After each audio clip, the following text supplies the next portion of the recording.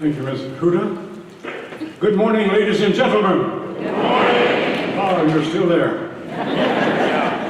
University of Missouri, St. Louis, Dr. Martin Luther King Jr. Scholarship is in its 9th season.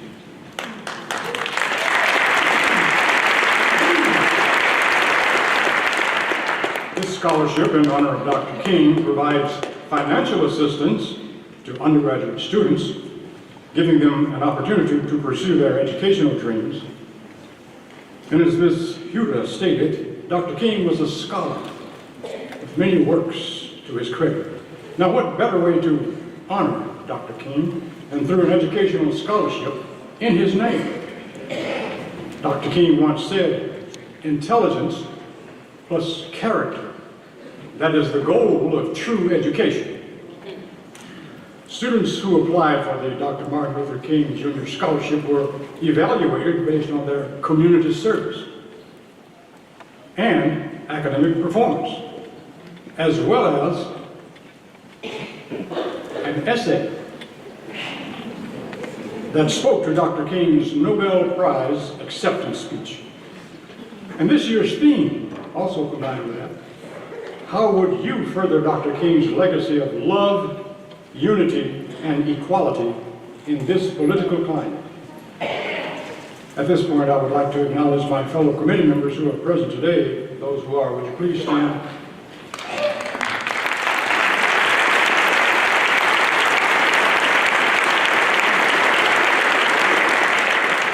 Thank you very much. Now, this year, there were 28 applications submitted for consideration. And the scholarship committee had the challenging task of selecting 3 awardees. It is my pleasure to present to you the 2020 University of Missouri St. Louis Dr. Martin Luther King Jr. Scholarship recipients.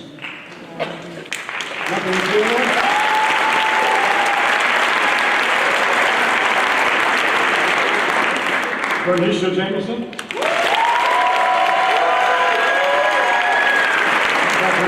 Catherine Dorsey.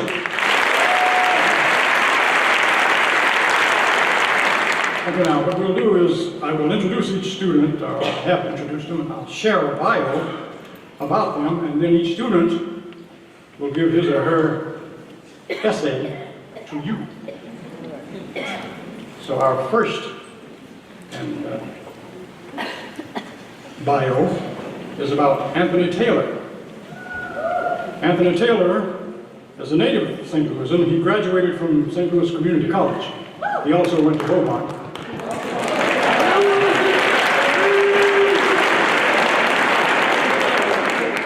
He finished Merrimack in 2017. Now he's currently a junior majoring in accounting, and he anticipates graduating in May of next year, 2021, with a bachelor's degree in accounting, and with the goal of becoming a certified public accountant, a CPA.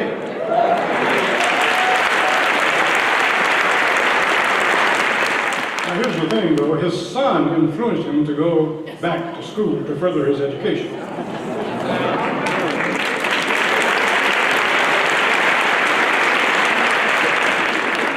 Anthony is a team member at Cooper's Hawk Winery in Westline.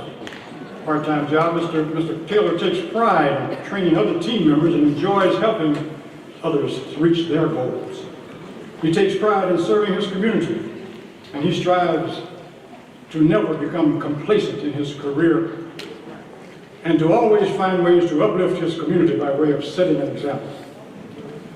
He holds many certificates, including hospice training and computer services. In my conversation with him, I asked if he were a geek. He also serves in a local organization, Restorative Justice, which is an organization that provides victims of crime resources to work through their grieving process. Additionally, he volunteers at the Dream Center of St. Louis. In short, Mr. Taylor is an ordinary man with an extraordinary ambition.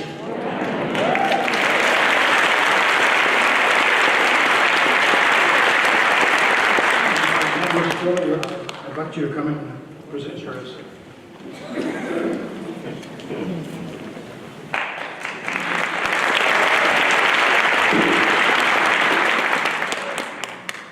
morning. I'm Anthony Taylor. I'm excited and thrilled about receiving this scholarship. Very humble. Okay. I just want to acknowledge a few people, my family here on the front line and everything. Thanks for coming out, supporting me today. Also, in addition to that, I want to thank those that sat with me to kind of walk me through writing the essay and just simply coming up with the words, even though I had the thoughts. The name of my essay is going to be called The Naked Truth. Rows of blacks in white suits fill the auditorium. Every now and then you can hear the quiet echoes from side conversation. Many sat anxiously waiting for the main attraction, Dr. Martin Luther King. His acceptance speech for the Nobel Peace Prize pierced the hearts of many and prompt feelings of urgency to unity, the American public through public service. In particular, his speech prompted me to become more active in my community and try to fulfill the voids around me through positive interaction and volunteerism. I am extending and will continue extending Dr. Martin Luther's legacy by uniting people from different walks of life and teaching people of other cultures about my culture. Words can promote or demote the lives of those impacted by them.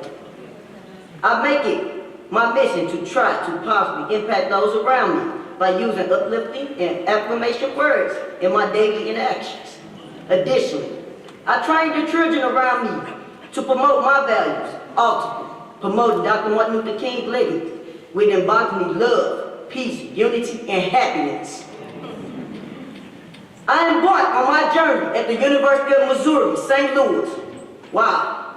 Also, being a single parent, this reality ingrained in me a duty to conquer my goals and set examples for my children.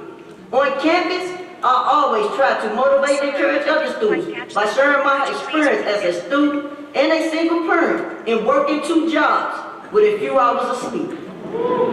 I remind my kids that every moment counts and that time is of the essence. I understand that acceptance is being determined and being responsible, knowing that one day I will reach the mountaintop. As a nation, we have come a long ways, but we still stagnated on how to discover a way to live together in peace. I firmly believe that if we start to accept our brothers and sisters for who they are, we can rise above our faults and act on the behalf of our forefathers who paved the way to live in harmony.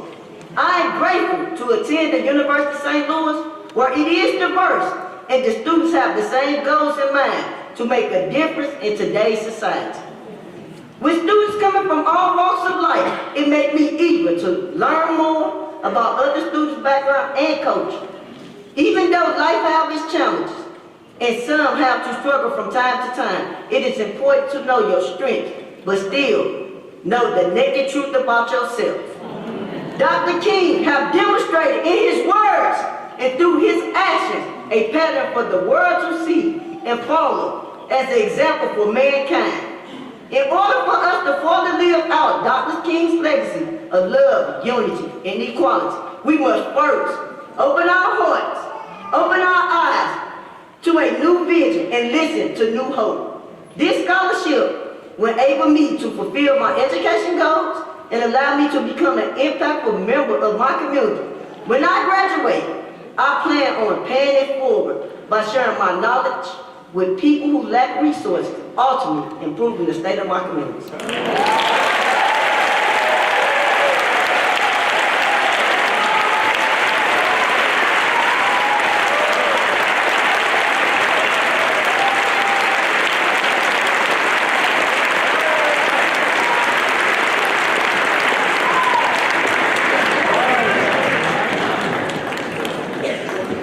Thank you, Mr. Taylor, for that wonderful essay. You've given us much to think about.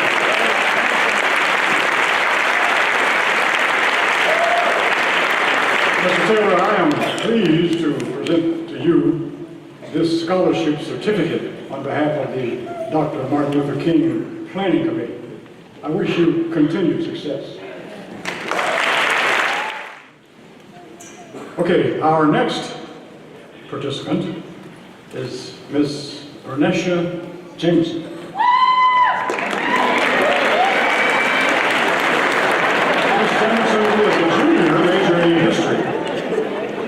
After completing her bachelor's in history with UMSL, she plans to attend Mizzou for her master's in information and library science.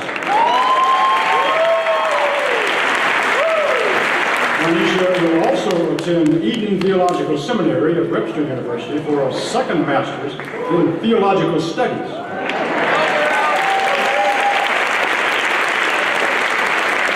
And she aspires to become a librarian with an emphasis on Black Christian history, free and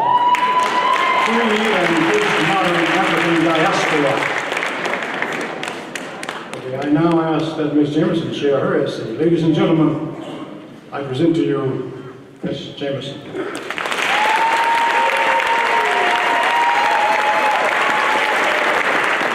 Hello, and thank you to all my family and friends that are here. I don't have the title. The mind is the birthplace of hate, societal unrest, division, and oppression. These demonic forces weave their way into the very fiber of our daily interactions and leave most of us breathless. It is easy to look at the journey before us and become overwhelmed and discouraged. These beasts are our Goliaths. As Dr. King stood before podium after podium, sat in jail cells, and received death threats, he stood before his Goliaths, and he watched them fall. In his slingshot, he carried 3 stones: unity, equality, and love. Dr. King's body was taken from us, but his legacy and his stones, given to him by God, are still here for us. As I stated before, the demonic forces we war against lay in the minds of the people that look like you and I. They start in the mind and work their way to the limbs in the form of hate crimes. They work their way to the pen in the form of oppressive legislation. They work their way into guns in the form of military occupations and school shootings. They work their way into the hands of the cold and the powerful in the form of supremacy and oppression. But what do we do in a forest with trees full of poisonous fruit? I have learned that it is much harder to chop down trees than it is to plant seeds. However, both must be a priority for those that wish to continue the legacy of Dr. King. In this day and age, I've committed myself to plant seeds in the minds of those around me. I start with those God has given to me.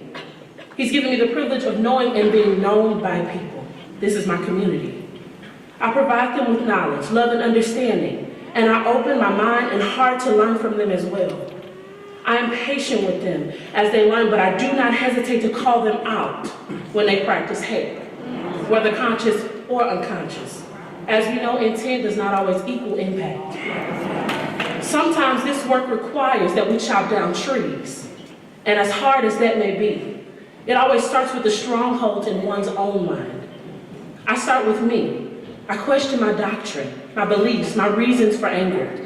I allow them to be filtered through love and understanding. In empathy, I approach others in hopes of removing barriers that block our ability to see that each and every one of us have been made in the image of God. Finally, I further Dr. King's legacy by finding the beauty in the mundane acts of life, some mistake for passivity. I further Dr. King's legacy every day I wake up and send my daughters to school. I embrace them and empower them to ask questions, seek out problems, and create solutions. I further Dr. King's legacy every time I honor the covenant I made with my husband and fight for Black love after a history of slaveholders separating Black men and women.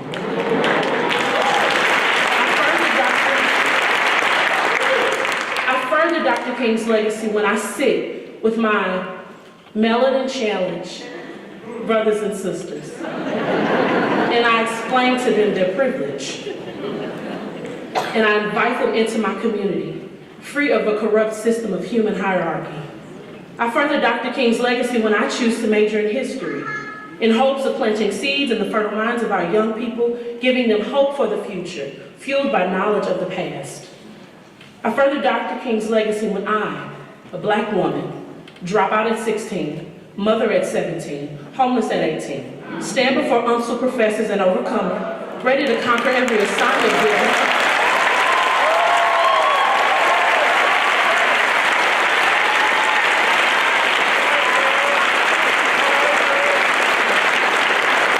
and walk across the stage. I've come to learn that oppressive systems do not fall overnight. They require consistency, patience, love, and a willingness to walk alongside one another. Dr. King's legacy left us stone so that we may knock down the Goliaths of our time, as he did his. Thank you.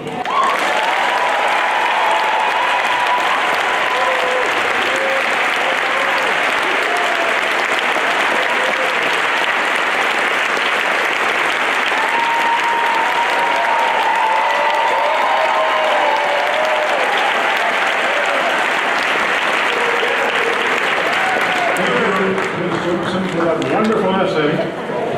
You have given us much to ponder and to cogitate copiously about. Ms. Jameson, I am now pleased to present you with this scholarship certificate on behalf of the Dr. King Planning Committee. And I wish you.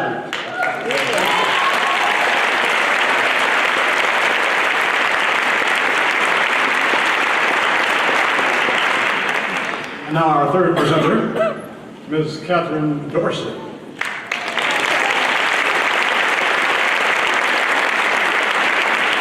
Catherine is a senior majoring in nursing and will graduate in August of this year, 2020. She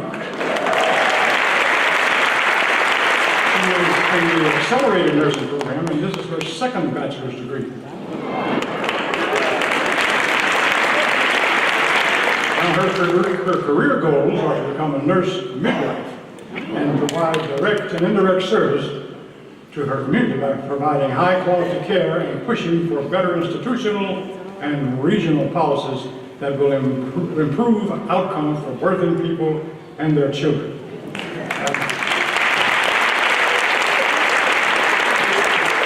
In our pre-discussion, I mentioned to her that I was delivered by a midwife, and we didn't have too much to discuss about that because I don't remember. Ms. Dorsey will now present her essay.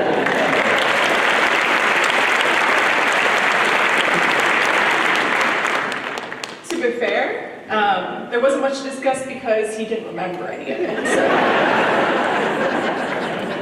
All right. Here we go. As a child of the mid-90s, I was taught that America was the great melting pot, and that we welcomed people from other cultures who had nowhere else to go.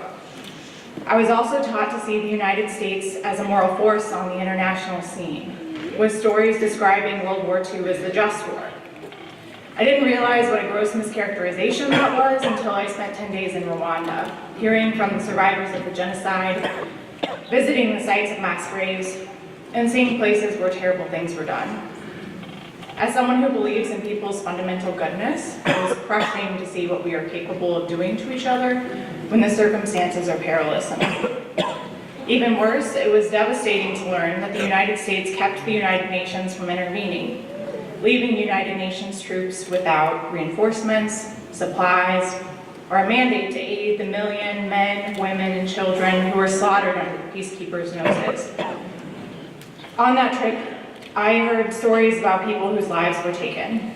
I saw their faces and their graves, and I walked away with a visceral understanding that each of those million was an individual, that each of them was murdered unnecessarily because of the inaction of individuals in positions of power. As a nurse midwife, I will have my own power and responsibility.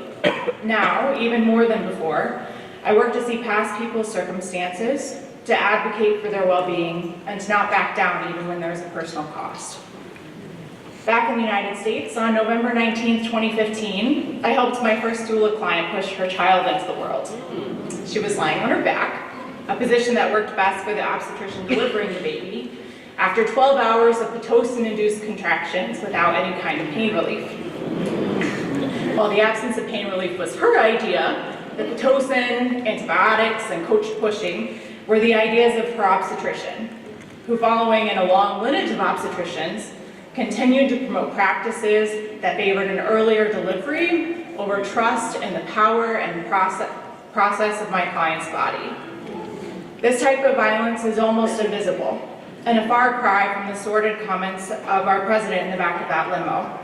However, both incidents are representative of the devaluation of women seen globally. I work daily towards becoming a midwife that can change this culture of devaluation and disrespect on a systemic level. When I rethought my career plan 2 years later in 2017, I chose to pursue midwifery because it affords practitioners the opportunity to hold space for pregnant and birthing people while also advocating as a person with power, knowledge, and credentials for better policies. After working in a variety of reproductive health settings, Dr. Martin Luther King's statement that nonviolence is not sterile passivity, but a powerful moral force which makes for social transformation hit home for me.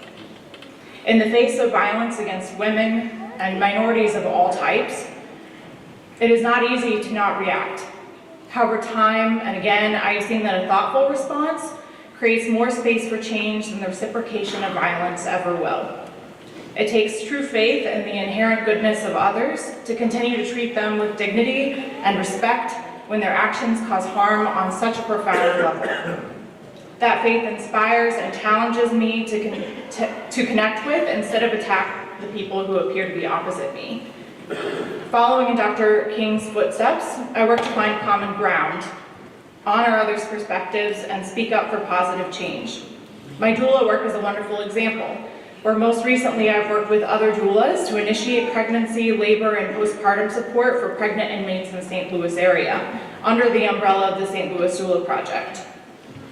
No less meaningful is the direct service work I've done as a doula, holding hands and coaching people through their most challenging moments. Whatever comes next for me, after I earn my nursing degree, you can be certain that I will be contributing to positive systemic change for our community. Like Dr. King, I believe that unarmed truth and unconditional love will have the final word in reality.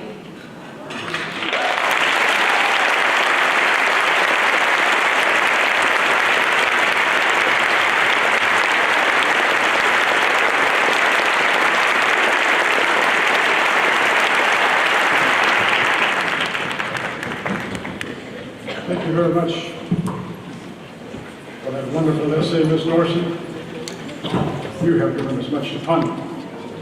I'm pleased to present to you this certificate, a scholarship certificate, and on behalf of the Martin Luther King Jr. Committee, I wish you continued success.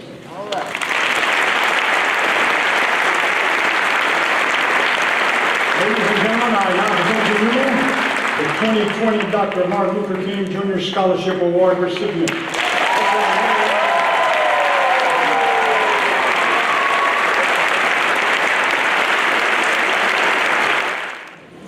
Dr. Martin Luther King once stated, "We are not makers of history, we are made by history."